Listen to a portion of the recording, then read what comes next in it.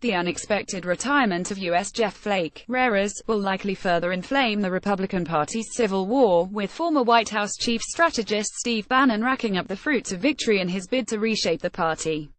Flake announced his resignation Tuesday with a scathing attack on Trump from the Senate floor, calling the commander-in-chief's behavior reckless, outrageous, and undignified.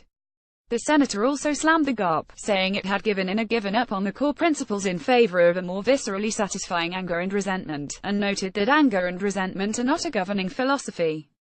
But Flake's speech was likely music to the ears of Bannon, who has announced plans to run pro-Trump candidates against Senate Republicans who don't back the president's agenda.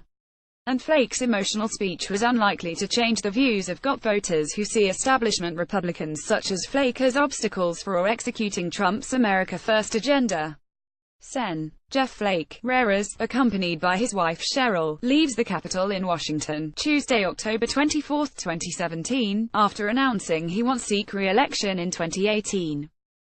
Recent polls show there is little appetite among voters for anti-Trump legislators in the Senate, especially in Arizona, a state Trump carried in 2016 presidential election.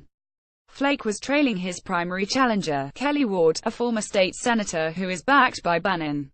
After Flake's announcement, Bannon quickly claimed a scalp for his anti-GOP establishment movement, warning incumbents that his recruited candidates will defeat you in primaries or force you to retire, according to Breitbart News Network editor-in-chief Alex Marlow, who tweeted the reaction.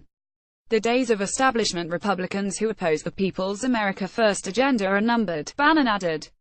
Many more to come, Bannon wrote to the Washington Post following Flake's speech. Andy Sarabian, an advisor for Bannon's pro-Trump political PAC, Great America Alliance, told the Post that the resignation of Flake was a victory for the White House. This is a victory for President Trump and all of his supporters across the nation, he said. Jeff Flake was America's top never-Trumper, so getting his scalp is a signal to never-Trumpers everywhere that their time is up.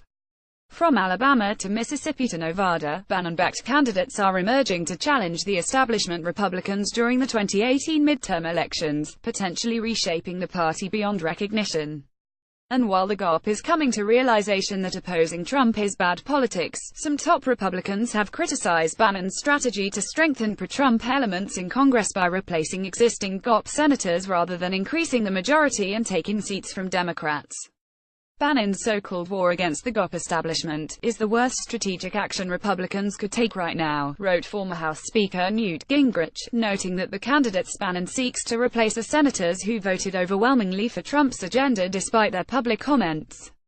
Noted Gingrich all voted to repeal Obamacare, all supported President Trump's cabinet nominations, all supported the American Health Care Act, all supported the so-called skinny repeal of Obamacare, and all voted to confirm conservative Supreme Court Justice Neil Gorsuch.